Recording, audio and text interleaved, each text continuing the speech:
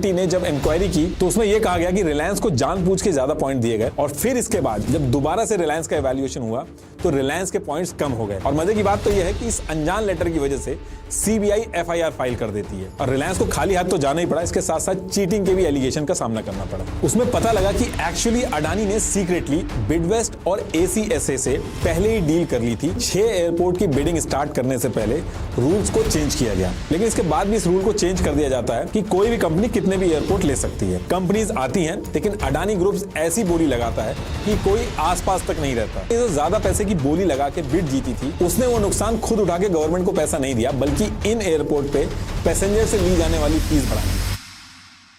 देखिए, गवर्नमेंट जो है हमारी, उसके पास किसी भी प्राइवेट कंपनी के कंपैरेटिवली ज्यादा पैसा और ज्यादा कैपेबिलिटी है, लेकिन उसके बाद भी गवर्नमेंट प्राइवेट प्लेयर्स के हाथ में चीजें क्यों दे देती है? बीएसएनएल अपने टाइम पे सबसे सस्ती सर्विस देती थी। इनफैक्ट अपने एम्प्लॉइज को अच्छा पैकेज और जॉब सिक्योरिटी भी प्राइवेट कंपनीज के कंपैरेटिवली ज्यादा देती थी, लेकिन उसके बाद भी बीएसएनएल इन प्राइवेट प्लेयर्स के सामने नहीं टिक पाई। तो अब क्वेश्चन ये है कि क्या सच में गवर्नमेंट को बिजनेस चलाने के लिए प्राइवेट प्लेयर्स की जरूरत है या जानबूझ के ऐसा करती है वो? और दूसरी चीज, अगर सच में प्राइवेट प्लेयर्स ज्यादा अच्छे से चीजें चला रहे हैं तो सब चीजें प्राइवेट प्लेयर्स को देने में हल्ला क्यों हो रहा है? इसका नुकसान क्या है? और अभी मैं ये सारी चीजें इसलिए डिस्कस कर रहा हूं क्योंकि इंडिया में जो एयरपोर्ट्स हैं वहां कुछ ऐसा हो रहा है जिसका डायरेक्ट असर सिर्फ और सिर्फ आम जनता पे पड़ेगा। जो गेम हमने बीएसएनएल के टाइम पे देखा था, एग्जैक्ट वैसा तो नहीं, लेकिन कुछ उसी तरीके का एक इंटरेस्टिंग गेम हमारे इंडियन एयरपोर्ट्स पे भी हो रहा है। और एक्चुअल में हो क्या रहा है उसको समझने के लिए हमें थोड़ा सा पीछे जाना पड़ेगा। अडानी ग्रुप के पास अब मुंबई एयरपोर्ट का भी मालिकाना हक आ गया है। रूल बदला गया और अडानी जी को 6 एयरपोर्ट दिए गए।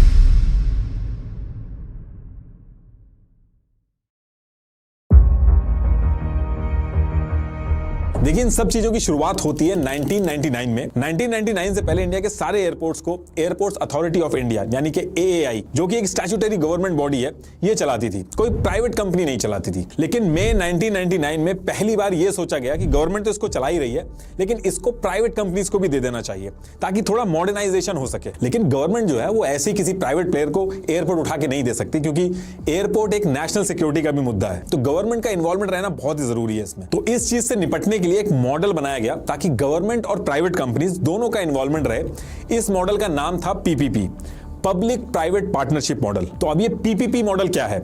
बेसिकली इसमें ना गवर्नमेंट डायरेक्टली एयरपोर्ट को चलाती है और ना ही प्राइवेट कंपनीज एयरपोर्ट को चलाती हैं, बल्कि एक अलग से कंपनी बनाई जाती है एयरपोर्ट के लिए, जिसको एयरपोर्ट का ऑपरेटर कहते हैं। यानी कि जो ऑपरेटर कंपनी बनाई जाती है वो एक्चुअल में उस पर्टिकुलर एयरपोर्ट को चला रही होती है, और जो मुनाफा होता है वो शेयर्स के हिसाब से गवर्नमेंट और प्राइवेट कंपनीज आपस में बांट लेती हैं। तो पूरे इंडिया के अंदर एयरपोर्ट्स को या तो गवर्नमेंट चलाती है या फिर इस पीपीपी मॉडल की तरह प्राइवेट कंपनीज चलाती हैं। इस चीज को मैं आपको एक एग्जांपल से समझाता हूं। जैसे 1999 में यह डिसाइड किया गया कि केरला के कोची एयरपोर्ट को प्राइवेट कर दिया जाएगा, लेकिन इसको डायरेक्ट प्राइवेट कंपनीज को नहीं दिया गया, बल्कि गवर्नमेंट ने एक अलग से कंपनी बनाई जिसका नाम था Cochin international airport limited, CIAL, और इस एयरपोर्ट को CIAL को दे दिया गया।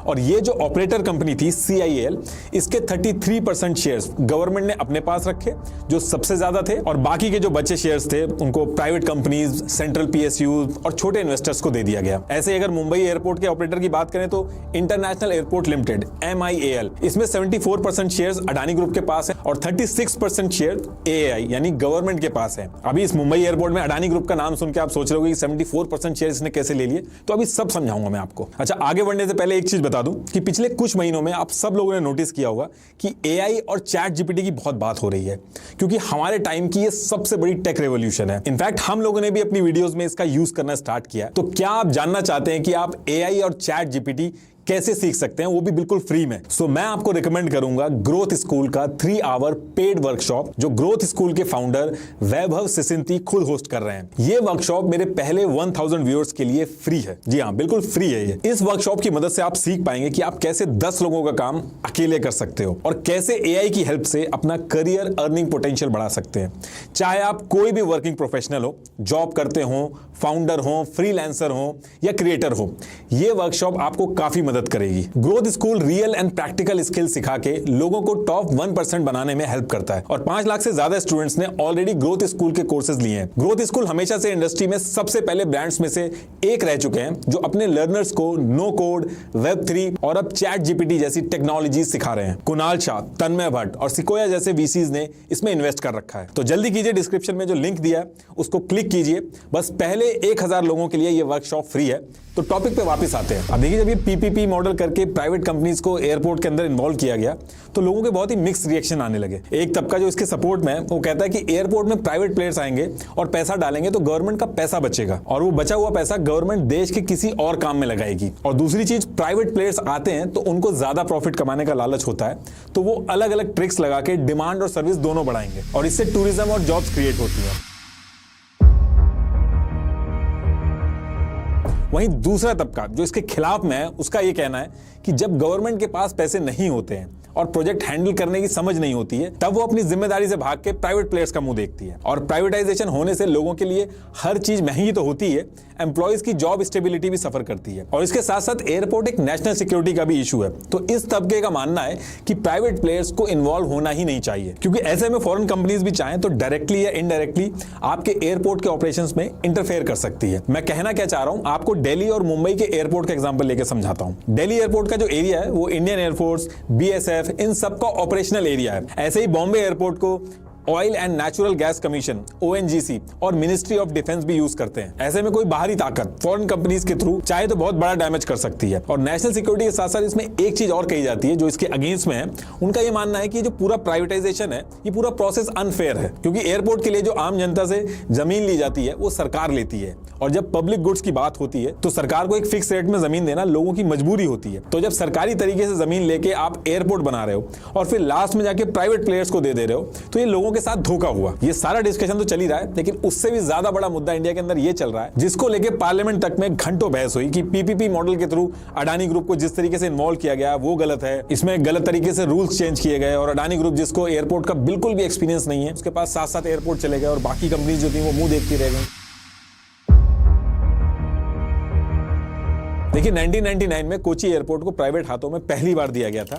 उसके 4 साल बाद यानी कि 2003 में एयरपोर्ट अथॉरिटी ऑफ इंडिया यानी कि AAI इसने फिर से कहा कि दिल्ली और मुंबई एयरपोर्ट को भी हम प्राइवेटाइज करेंगे। तो उस टाइम पे भी गवर्नमेंट के खिलाफ ऐसे ही हल्ला होता था जैसे आज होता है। एक्चुअली गवर्नमेंट कोई भी हो, सब काम वही करती है, बस तरीके अलग अलग होते हैं। तो जब लोगों ने बहुत ज्यादा हल्ला किया तो अब ये कहा गया कि इन एयरपोर्ट को मॉडर्नाइज करना है, जिसके लिए पैसे लगेंगे, इसलिए दिल्ली और मुंबई एयरपोर्ट को प्राइवेटाइज करना होगा। अब इसके बाद 2004 से 2005 तक का जो टाइम था, इसमें उस टाइम की गवर्नमेंट ने PPP मॉडल वाला जो प्रोसेस जो मैंने आपको अभी थोड़ी देर पहले बताया था वो स्टार्ट किया, जिसमें एक कंपनी इन्होंने दिल्ली एयरपोर्ट के लिए बनाई जिसका नाम था Delhi international airport limited DIAL।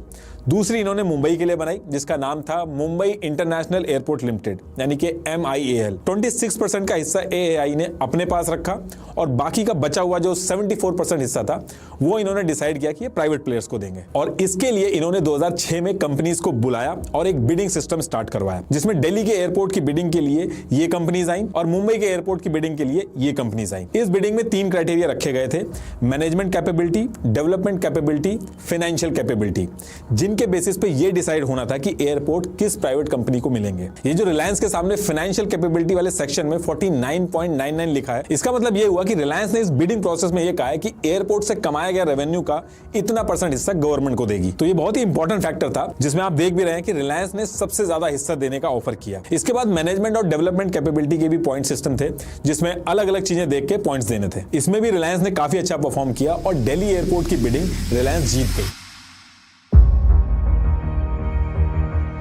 लेकिन इसके कुछ दिन बाद एक दिक्कत आ गई। रिलायंस के ऊपर बहुत बड़ा एलिगेशन लगता है। वो एलिगेशन ये था कि जो लोग इस बिडिंग में इवैल्यूएशन करके नंबर्स दे रहे थे वो रिलायंस के जानने वाले थे। बात इतनी ज्यादा बढ़ती है कि इस बिडिंग को कैंसिल करके गवर्नमेंट ने अलग से इंक्वायरी करने के लिए एक कमेटी बनाई जिसका नाम था group of eminent technical experts GETE। और इस कमेटी ने जब इंक्वायरी की तो उसमें यह कहा गया कि रिलायंस को जानबूझ के ज्यादा पॉइंट दिए गए, और फिर इसके बाद जब दोबारा से रिलायंस का इवैल्यूएशन हुआ तो रिलायंस के पॉइंट्स कम हो गए। ये जो प्री GETE और पोस्ट GETE लिखा हुआ है ये इसी चीज का है।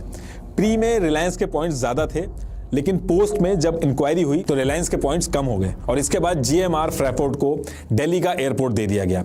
रिलायंस ने इस पर बहुत हल्ला किया। 2006 में दिल्ली हाई कोर्ट में यूनियन ऑफ इंडिया और AI के खिलाफ पिटीशन वगैरह डाली, लेकिन हाई कोर्ट ने उसको रिजेक्ट कर दिया। फिर यहां से भी रिलायंस नहीं माना, वो सुप्रीम कोर्ट में गया, लेकिन नवंबर 2006 में वहां पर रिलायंस की पिटीशन को रिजेक्ट कर दिया गया और रिलायंस को खाली हाथ तो जाना ही पड़ा, इसके साथ साथ चीटिंग के भी एलिगेशन का सामना करना पड़ा। अब देखिए, रिलायंस तो इस बिडिंग प्रोसेस से बाहर निकल गया था और दिल्ली एयरपोर्ट GMR फ्रैफोर्ड को मिल गया था। अगर आप मुंबई के एयरपोर्ट के बिडिंग प्रोसेस का पॉइंट टेबल देखोगे तो यहां भी GMR फ्रेपोर्ट आगे था, लेकिन एक ही कंपनी की मोनोपोली ना हो जाए इसलिए ये रूल था कि एक कंपनी को 2 एयरपोर्ट इस बिडिंग में नहीं दिए जाएंगे। तो अब क्योंकि GMR फ्रेपोर्ट को इस रूल की वजह से सिर्फ एक ही एयरपोर्ट मिल सकता था, तो GMR फ्रेपोर्ट ने दिल्ली एयरपोर्ट सेलेक्ट किया, तो दिल्ली एयरपोर्ट GMR को मिल गया। और जब मुंबई एयरपोर्ट से GMR निकल के उसने दिल्ली चूज किया तो जो बाकी बची कंपनीज थी उसमें GVK जो था वो पॉइंट्स में आगे था, तो उसको मुंबई एयरपोर्ट मिल गया। अब आप कहोगे कि अडानी ग्रुप के पास तो 7-7 एयरपोर्ट हैं और यहां आप हमें समझा रहे हो कि 2 एयरपोर्ट एक कंपनी को नहीं मिल सकते, तो अभी थोड़ा सा वेट करिए, सारी चीजें आपको समझ में आ जाएंगी। तो ये बिडिंग प्रोसेस हो जाती है, GVK और GMR ग्रुप को दिल्ली और मुंबई के 2 बड़े एयरपोर्ट मिल जाते हैं। अब इसके 2 साल बाद 2008 में फिर से गवर्नमेंट कहती है कि ये जो बैंगलोर और हैदराबाद के एयरपोर्ट्स हैं इनको भी PPP मॉडल के थ्रू प्राइवेटाइज करा जाएगा। फिर से बिडिंग होती है और फिर से GMR और GVK जीत जाती है। हैदराबाद का एयरपोर्ट GMR ग्रुप के पास चला जाता है और बैंगलोर एयरपोर्ट GVK ग्रुप के पास चला जाता है। तो जो 2008 का टाइम था उस टाइम पे GMR और GVK इंडियन एयरपोर्ट के सबसे बड़े प्राइवेट ऑपरेटर बन गए थे। जैसे आज की डेट में गवर्नमेंट के साथ अडानी ग्रुप का नाम जुड़ता है, वैसे ही GMR और GVK का नाम लिया जाता था उस टाइम की गवर्नमेंट के साथ। जिस तरह से आज की डेट में अडानी ग्रुप बहुत तेजी से एक्सपेंड कर रहा है, उस पर्टिकुलर टाइम पे GVK ग्रुप भी बहुत तेजी से एक्सपेंड कर रहा था। GVK ने इंडिया का पहला इंडिपेंडेंट पावर प्लांट बनाया, पहला 6 लेन रोड प्रोजेक्ट बनाया, साथ में GVK को नवी मुंबई एयरपोर्ट बनाने का कॉन्ट्रैक्ट भी मिला। इसके अलावा GVK ने 2011 में क्वींसलैंड में $1.26 बिलियन की कोल माइन खरीदी और इसके साथ साथ एक 500 किलोमीटर रेल लाइन और एक पोर्ट बनाने का प्लान भी अनाउंस किया। सेम वही चीज जो आज की डेट में अडानी ग्रुप के साथ हो रही है। जैसे अभी हिंडनबर्ग ने अडानी की जो डिटेल्स आउट करी थी तो अडानी के शेयर्स गिर गए थे, सेम ऐसे ही उस टाइम पे 2012 में क्रेडिट सुई ने हाउस ऑफ डेट नाम से एक रिपोर्ट निकाली थी और इसमें इंडिया के 10 सबसे ज्यादा कर्ज में रहे कॉर्पोरेट हाउसेस को लिस्ट किया था, जिसमें GVK का भी नाम था और इसकी वजह से GVK का भी बहुत बड़ा नुकसान हो गया था। ये सब तो चल ही रहा था। इसके साथ साथ उत्तराखंड में अलकनंदा में 330 MV का हाइड्रो पावर प्लांट बनाया था GVK ने, लेकिन चालू होने से पहले ही उत्तराखंड में फ्लड आ गया और वो प्रोजेक्ट 2 साल के लिए डिले हो गया। और ये जो 2012 का उत्तराखंड वाला प्रोजेक्ट था ये डिले होके 2014 में पहुंच जाता है और उसके बाद गवर्नमेंट चेंज हो जाती है। और जब गवर्नमेंट चेंज हो गई तो 2014 में जब पंजाब में 540 MW Goindwal Sahib thermal power project बनकर तैयार हुआ, तब सुप्रीम कोर्ट ने कोल ब्लॉक्स की एलोकेशन को कैंसिल कर दिया, जिसकी वजह से GVK को कोल मिलना मुश्किल हो गया था। कुल मिला के हर साल इनकी सिचुएशन टफ होती जा रही थी। इसके बाद आता है साल 2019। मुंबई एयरपोर्ट, जो मैंने पहले भी बताया था कि वो PPP मॉडल पे था, तो मुंबई एयरपोर्ट के लिए जो कंपनी बनाई गई थी उसका नाम था MIAL, Mumbai airport international limited, जिसमें AAI यानी कि गवर्नमेंट का 26% हिस्सा था। 50% की हिस्सेदारी GVK के पास थी जो कि सबसे ज्यादा थी। 13.5% की हिस्सेदारी एक साउथ अफ्रीकन कंपनी बिडवेस्ट के पास थी और 10% हिस्सेदारी जो थी वो ACSA के पास थी। इसमें बहुत इंटरेस्टिंग रूल था, जो अभी मैंने कंपनियों के नाम बताए हैं, ये ऐसा नहीं कि अपने शेयर्स उठा के किसी को भी बेच सकती थी। अगर इन कंपनीज में से कोई एक कंपनी अपने शेयर्स बेचना चाहती है तो वो पहले इन बाकी बची कंपनीज से पूछेगी, फिर जाके कहीं बाहर अपने शेयर्स को बेच सकती है। और ये जो रूल था, इस रूल को फॉलो करने के लिए जितनी भी कंपनियां थी जो मैंने भी नाम लिए, इन्होंने एग्रीमेंट्स भी साइन किए थे। शेयर होल्डर्स एग्रीमेंट SHA और आर्टिकल ऑफ एसोसिएशन AOA ये साइन किया था। अगर आप एयरपोर्ट रिलेटेड न्यूज में right of first refusal word सुनोगे तो इसका मतलब यही है कि बाहर बेचने से पहले आप इनसे पूछोगे और ये चाहे तो उसको रिफ्यूज करके खुद खरीद सकते हैं। तो जनवरी 2019 आता है और इन्हीं कंपनी में से एक कंपनी बिडवेस्ट ने बाकी बची कंपनी से कहा कि वो अपने मुंबई एयरपोर्ट के शेयर्स बेचने वाली है। अगर आपको लेने हैं तो 30 दिन के अंदर आप ले लो, वरना वो बाहर जाके किसी और को बेच देगी। अब ये तो बहुत ही नॉर्मल सी चीज है क्योंकि रूल्स के हिसाब से तो बिडवेस्ट ऐसा कर सकती है, लेकिन हल्ला इस पे 22 फरवरी 2019 को होता है जब इकोनॉमिक टाइम्स ने एक रिपोर्ट पब्लिश करी। उसमें पता लगा कि एक्चुअली अडानी ने सीक्रेटली बिडवेस्ट और ACSA से पहले ही डील कर ली थी शेयर्स खरीदने के लिए, इसलिए ये लोग अपने शेयर्स बेच रहे थे। लेकिन अडानी का मुंबई एयरपोर्ट को सीक्रेटली खरीदने का जो सपना था वो GVK ने तोड़ दिया। GVK ने रूल के हिसाब से इस डील को ब्लॉक कर दिया और कहा कि मुंबई एयरपोर्ट के जो शेयर्स हैं वो बाहर किसी और को नहीं बेचे जाएंगे, वो खुद खरीदेगा। अब देखिए, ये जो टाइम था, यहां से GVK का बुरा टाइम चालू हो जाता है। वो पहले ही फाइनेंशियल लॉस में चल रहा था, जैसे मैंने पहले बताया आपको। इसके साथ साथ उसने अडानी ग्रुप से भी पंगा ले लिया था। इसके बाद GVK को सबसे पहले दिक्कत आई उसके नवी मुंबई प्रोजेक्ट में। यस बैंक, जो उसको पैसे उधार देके प्रोजेक्ट में हेल्प करने को रेडी था, वो अचानक से मना कर देता है उसके बाद एसबीआई ने भी फाइनेंशियल क्लोजर में डिले करना स्टार्ट कर दिया। कई गवर्नमेंट ऑर्गेनाइजेशन जैसे कि city and industrial development corporation of Maharashtra CIDCO, इसने भी शेयर होल्डर्स एग्रीमेंट के ब्रीच को लेकर इनके ऊपर क्वेश्चन करना शुरू कर दिया। और कहानी यहां भी नहीं रुकती है। एक अनोनिमस लेटर CBI को मिलता है जिसमें यह मेंशन था कि जीवीके ग्रुप के चेयरमैन GVK रेड्डी और उनके बेटे GV संजय रेड्डी, जो कि MIL के मैनेजिंग डायरेक्टर हैं, उन्होंने मुंबई के एयरपोर्ट फंड्स में से 705 करोड़ रुपए चुरा लिए हैं। और मजे की बात तो यह है कि इस अनजान लेटर की वजह से CBI FIR फाइल कर देती है और इसमें ED भी पीछे नहीं रहती है। इसके कुछ दिन बाद ही GVK के ऑफिसेस को रेड किया गया और मनी लॉन्ड्रिंग चार्जेस पे एक सेपरेट केस फाइल कर दिया। मिंट ने 2020 में एक आर्टिकल पब्लिश किया था, उसमें उसने कहा कि कैसा कोइंसिडेंस है कि जैसे ही GVK ने अडानी की डील को फेल किया वैसे ही उसके ऊपर CBI और ED बैठ गई। राहुल गांधी ने भी कहा कि CBI और ED को क्यों लगा दिया गया। जीवीके के लोग खड़े हुए, ईडी CBI एजेंसीज आ जाती हैं, उनको परे कर देती हैं। इसके जवाब में निशिकांत दुबे ने कहा कि तुमने भी तो अपने टाइम में GVK और GMR को बिना एक्सपीरियंस के एयरपोर्ट उठा के दे दिए थे। पूरी कांग्रेस पार्टी को चैलेंज करता हूं कि GMR और GVK को कौन सा एयरपोर्ट चलाने का लाइसेंस जब दिया तो उनको उसका नॉलेज था। देखिए उस पर्टिकुलर टाइम पे GVK के लिए हर तरफ से सिचुएशन टफ हो गई थी। फिर अचानक से एक दिन न्यूज आती है कि GVK अडानी से डील करने को मान गया है और अब GVK मुंबई एयरपोर्ट को जो शेयर्स हैं वो अडानी को दे देगा और उसके बदले में अडानी GVK के जो लोन है SBI वगैरह पे वो पे कर देगा। इसके साथ साथ ACSA और बिडवेस्ट ने भी चुपचाप अपने शेयर्स अडानी को बेच दिए और अडानी ग्रुप के पास 74% स्टेक आ गए। और इतना ही नहीं, मुंबई एयरपोर्ट के साथ साथ जो under construction Navi Mumbai airport भी था वो भी अडानी के पास आ गया था। अगर आपने हमारा NDTV वाला वीडियो देखा होगा तो NDTV को भी सेम तरीके से एक्वायर किया गया था। और जब GVK मान जाता है और डील डन हो जाती है, उसके कुछ महीने बाद जनवरी 2023 में CBI कहता है कि GVK के ऊपर जो केस लगा था उसमें कोई करप्शन नहीं मिला, GVK की कोई गलती नहीं है। तो इस तरीके से मुंबई एयरपोर्ट जो है वो अडानी ग्रुप के पास आ जाता है। और इसके बाद जो 6 और एयरपोर्ट हैं वो अडानी के पास कैसे आते हैं उसकी बड़ी इंटरेस्टिंग स्टोरी है।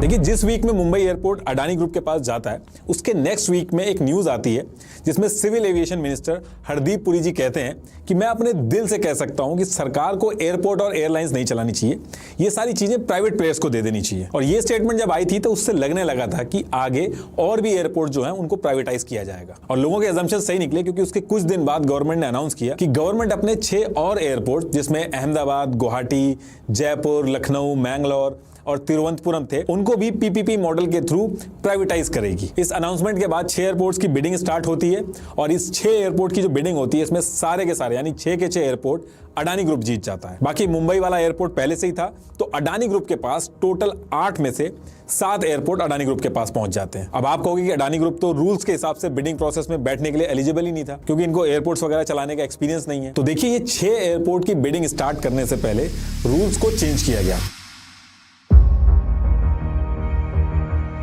सबसे पहला रूल चेंज हुआ कि अगर किसी प्राइवेट प्लेयर को एयरपोर्ट चाहिए तो वो बिडिंग प्रोसेस में आ सकता है, उसकी टेक्निकल एक्सपर्टीज और उसका एक्सपीरियंस नहीं देखा जाएगा। देखिए जब मैं आपको दिल्ली और मुंबई एयरपोर्ट के पहले के हुए ऑक्शन का पॉइंट टेबल दिखा रहा था तो उसमें 3 सेक्शन थे, मैनेजमेंट कैपेबिलिटी, डेवलपमेंट कैपेबिलिटी और फाइनेंशियल बिडिंग। तो ये जो नई बिडिंग प्रोसेस में से इन 3 में से 2 चीजों को हटा दिया गया था, एक मैनेजमेंट कैपेबिलिटी और दूसरी डेवलपमेंट कैपेबिलिटी। तो नई बिडिंग प्रोसेस में सिर्फ फाइनेंशियल बिडिंग देखी जाएगी, मतलब कि टेक्निकली कौन सी कंपनी ज्यादा कैपेबल है वो छोड़ के ये देखा जाएगा कि सबसे ज्यादा पैसा कौन ऑफर कर रहा है एयरपोर्ट लेने की बिडिंग में। जब ये रूल चेंज किया गया तो CNBC TV 18 की रिपोर्ट के हिसाब से फाइनेंस मिनिस्ट्री और नीति आयोग दोनों ने मना किया था ऐसा बिल्कुल मत करिए क्योंकि जिस कंपनी के पास टेक्निकल एक्सपर्टीज नहीं होगी और सिर्फ पैसा देके एयरपोर्ट ले लेगी तो वो पूरे प्रोजेक्ट को जोखिम में डाल सकती है। लेकिन इससे कोई फर्क नहीं पड़ा और बिना एक्सपीरियंस के कंपनीज को एयरपोर्ट की बिडिंग में पार्ट लेना अलाउ किया गया और यही रीजन था कि अडानी ग्रुप बिडिंग प्रोसेस में बैठ पाया।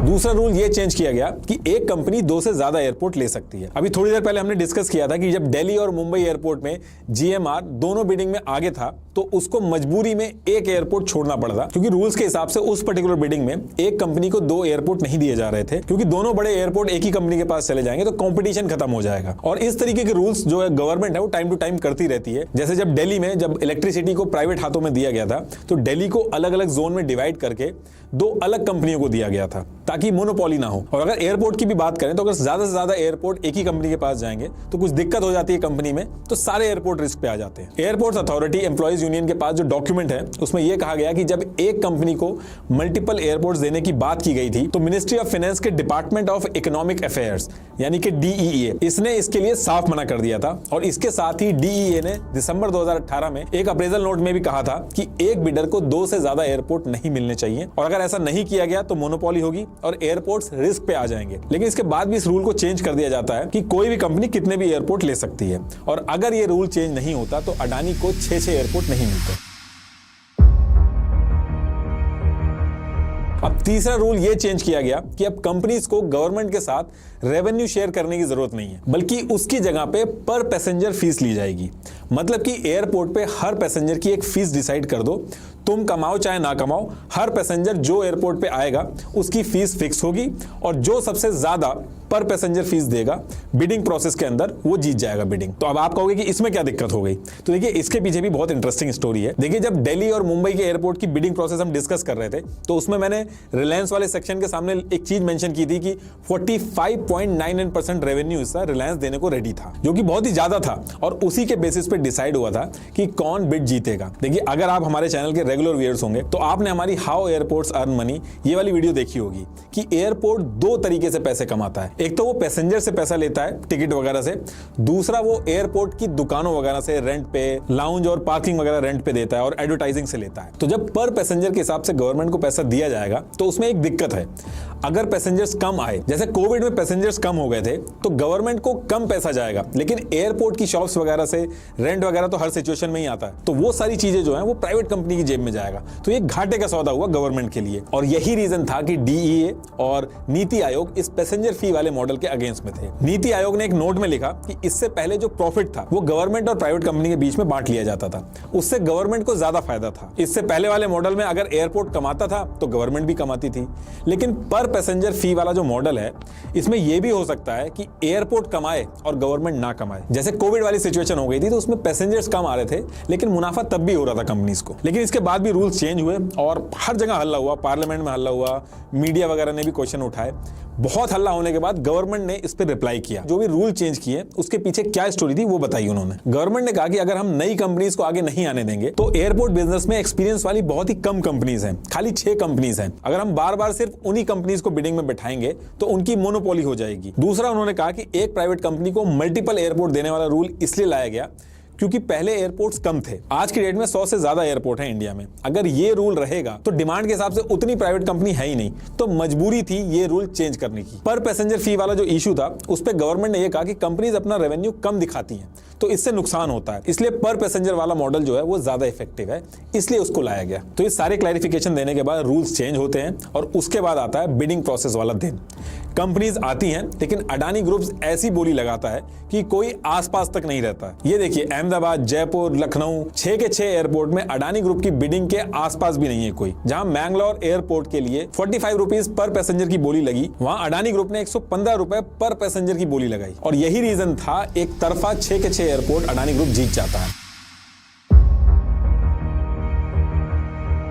लेकिन बिड जीतने के बाद एक चीज और होती है, अडानी ग्रुप ने ये जो ज्यादा पैसे की बोली लगा के बिड जीती थी उसने वो नुकसान खुद उठा के गवर्नमेंट को पैसा नहीं दिया, बल्कि इन एयरपोर्ट पे पैसेंजर से ली जाने वाली फीस बढ़ा दी। जिससे हुआ ये कि जो ज्यादा पैसे की बिडिंग लगाई थी उसने और जो एक्स्ट्रा पैसा उसको सरकार को देना था वो उसने पैसेंजर से एक्स्ट्रा वसूल लिया और अपना प्रॉफिट अपने पास रखा। मैं एग्जांपल समझाता हूं। जैसे कि अहमदाबाद से ट्रेवल करने वाले लोग अगर अपना टिकट खोल के देखेंगे तो उसमें एक चीज नोटिस करेंगे, अहमदाबाद में पहले यूजर डेवलपमेंट फी जो पर पैसेंजर चार्ज की जाती थी और आपकी टिकट में इंक्लूडेड होती थी वो पहले डोमेस्टिक और इंटरनेशनल पैसेंजर के लिए 100 रुपए थी, लेकिन 1 फरवरी 2023 से वो डोमेस्टिक पैसेंजर के लिए 250 रुपए और इंटरनेशनल पैसेंजर के लिए 550 रुपए कर दी गई। और यही नहीं, 1 अप्रैल 2024 से ये डोमेस्टिक के लिए 450 हो जाएगी और इंटरनेशनल के लिए 880 रुपए हो जाएगी और 1 अप्रैल 2025 से ये डोमेस्टिक के लिए 600 हो जाएगी और इंटरनेशनल के लिए 1190 हो जाएगी। इसी तरीके से अगर मैंगलुरु एयरपोर्ट को लें तो वहां भी सेम चीज की गई। डोमेस्टिक पैसेंजर के लिए यूडीएफ यानी यूजर डेवलपमेंट फी पहले 150 रुपए ली गई और इस साल उसको 350 रुपए कर दिया गया, अगले साल उसको 560 रुपए कर दिया जाएगा, यानी कि हर साल बढ़ेगी वो। देखिए सिंपल समझाने का मतलब ये है कि अगर आप एयरपोर्ट से फ्लाई करते हैं तो उसकी टिकट अब महंगी हो जाएंगी। और लखनऊ एयरपोर्ट का भी बता देता हूं, पहले जो यूडीएफ डोमेस्टिक के लिए 192 थी और इंटरनेशनल के लिए 561 थी, वो एक ही साल में बढ़कर डोमेस्टिक के लिए 930 और इंटरनेशनल के लिए 2500 हो गई है।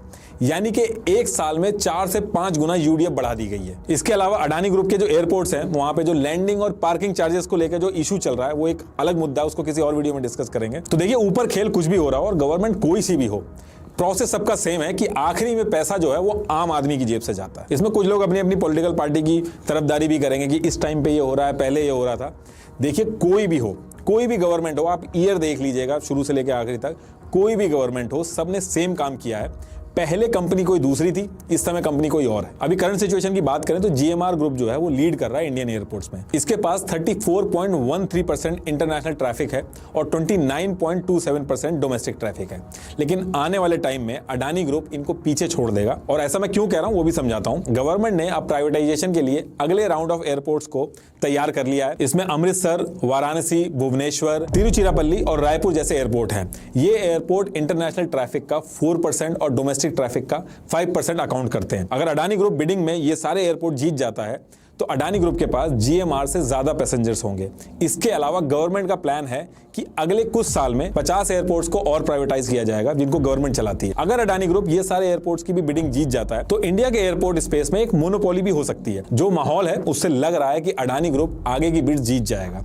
अगर आप न्यूज फॉलो करना चालू करोगे तो जीएमआर और अडानी ग्रुप के जो स्टेटमेंट आ रहे हैं उससे आपको आइडिया लग जाएगा कि आगे क्या होने वाला है। जैसे मार्च 2023 में अगर आपने न्यूज फॉलो की हो तो अडानी एयरपोर्ट के चीफ एग्जीक्यूटिव अरुण बंसल ने कहा कि अडानी आने वाले एयरपोर्ट बिड्स में और एयरपोर्ट्स के लिए बिड करेगा क्योंकि उसका एम्बिशन है कि इंडिया का वो लीडिंग एयरपोर्ट ऑपरेटर बने। लेकिन अगर आप न्यूज में जीएमआर के स्टेटमेंट को देखोगे तो वो कुछ पॉजिटिव नहीं आ रहे। जीएमआर का कहना है कि हम अब बिडिंग को लेकर एक कंजर्वेटिव अप्रोच रखेंगे, मतलब कि बहुत हाई बिडिंग नहीं करेंगे। तो इससे लोग आइडिया लगा रहे हैं कि शायद आने वाले टाइम में अडानी ग्रुप की मोनोपोली होगी इंडियन एयरपोर्ट्स पर। लेकिन जब भी ऐसी सिचुएशन होती है कि एक दो प्लेयर्स ही बचते हैं और सिर्फ उन्हीं की मोनोपोली रहती है, ऐसी सिचुएशन में सबसे ज्यादा नुकसान आम जनता का होता है। इससे पहले जब एयरपोर्ट्स पूरी तरीके से गवर्नमेंट के हाथ में थे तो उनकी जवाबदेही होती थी पार्लियामेंट को, जिनको लोगों ने चुना था, तो उसको मुनाफे के साथ साथ लोगों के बारे में भी सोचना पड़ता था। लेकिन अगर यही चीज गवर्नमेंट से हटके सिर्फ कुछ बड़े प्राइवेट प्लेयर्स के पास चली जाएगी तो जो प्राइवेट प्लेयर्स की जवाबदेही है वो किसी को नहीं रहेगी। वो मुनाफा के लिए काम करते हैं, उनको समाज सेवा या पब्लिक गुड से कोई फर्क नहीं पड़ता है। जब कई सारे प्राइवेट प्लेयर रहते हैं तो एक कॉम्पिटिशन रहता है, लेकिन अगर सिर्फ एक या दो प्राइवेट प्लेयर बचते हैं तो वो अपनी मर्जी चला सकते हैं। वो कोई भी लेम रीजन देके प्राइस डबल कर देंगे और कोई कुछ भी नहीं कर पाएगा। सेम यही चीज आज से कुछ साल पहले टेलीकॉम सेक्टर में भी हुई थी। पहले 7-8 कंपनियां थीं, लेकिन आज की डेट में सिर्फ 3 हैं, एयरटेल, जियो और वोडाफोन। अगर आप ध्यान से देखोगे तो ये जो 3 कंपनीज हैं यही प्राइस को कंट्रोल करती हैं।